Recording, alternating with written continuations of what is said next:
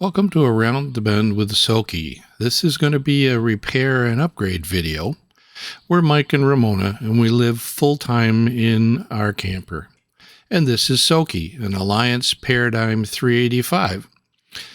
The 385 has 5 slides, and that's kind of important with this video. The centermost slides are hydraulic, and on those hydraulic slides there are these skis, as they are called.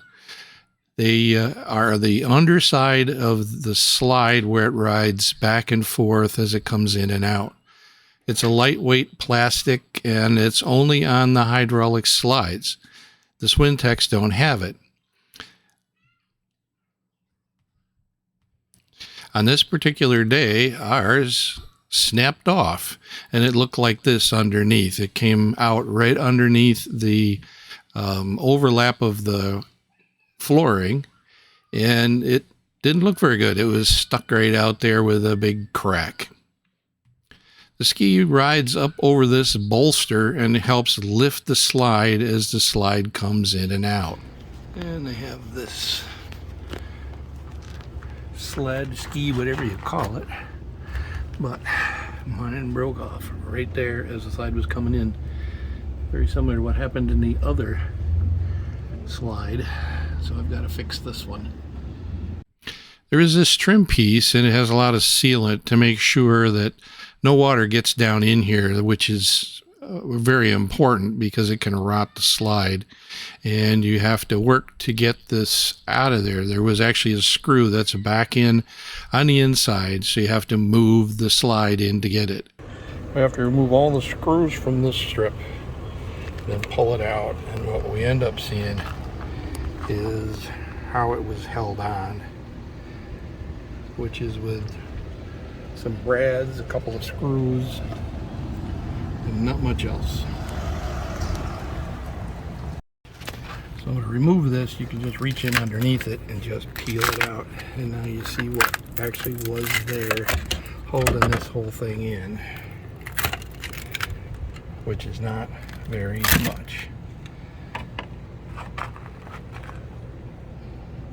Snapped right in two on me.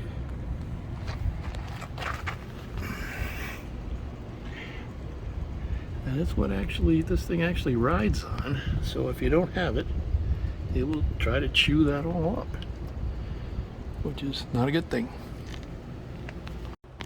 Went down to Lowe's. This is my second repair with this thing, and bought aluminum angle 2x2.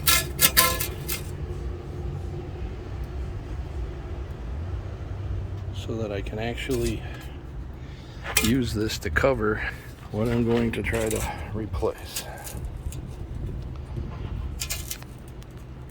Here I'm going to try to make a pattern so that I can make it emulate what used to be there.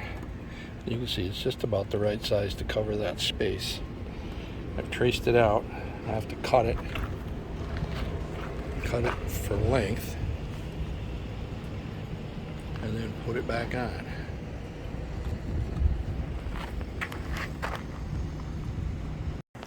So now I've trimmed this so that I can have the beginnings of this. I can actually put a little bit of a ramp on it and use that to do what I need to do.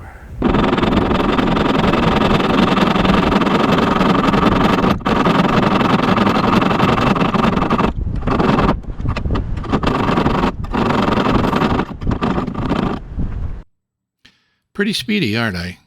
You don't need any major tools to do this project. As you can see, I'm using a pair of vice grips and a good sawzall blade to get the job done. I'd rather do it that way and take my time than to try to use a power tool.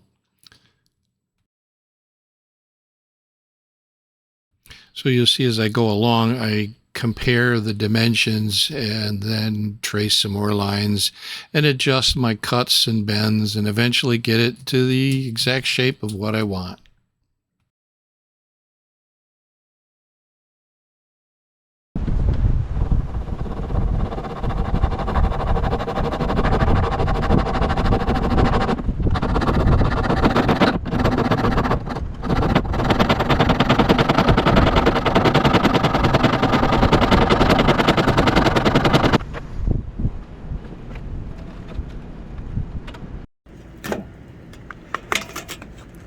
The goal was to get this thing cut around so it pretty much mirrors that shape.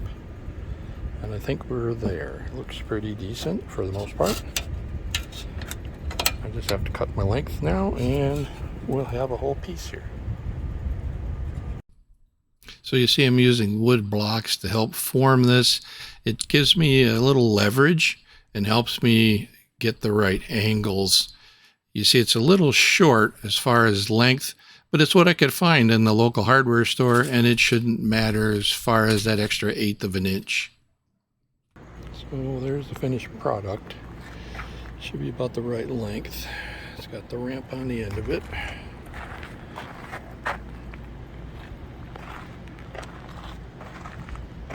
It should fit right up in there like it's supposed to.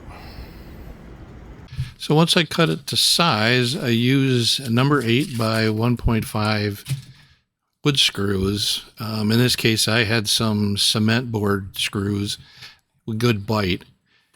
Drill a hole, and then I used another drill to about the size of the head to countersink so it would be flush on the outside. One of the other key things you're going to see is caulking. And here's the finished product. I cut mine about 1.5 inches short just to make sure that I could get it in there. If it was the exact length, it would have been too hard to fit it. But now it's a nice smooth thing all the way in there to be able to make this work. It goes all the way, and I had to lift the slide a little bit using these. Put this in underneath the slide. Brought it in just a little bit, lift it up, and used the combination of crowbars to lift it up enough so I could slide it in underneath. This would just hold it up there so that I could work on it. Just brought it in slightly so I could do it. When you bring the slide in slightly, it'll naturally lift, and you can use the pry bar just to bring it up about, 1/4 inch. You only need about a 1/16 to fit it in. The nose that you make fits nicely in place, and then the slide now rides on the aluminum. The key was to find something that would work with easily available materials and to be able to do it when it breaks, because that's when you need it. Hope this video helps, and thanks for watching. Please like and especially become a subscriber, and we'll see you around the bend.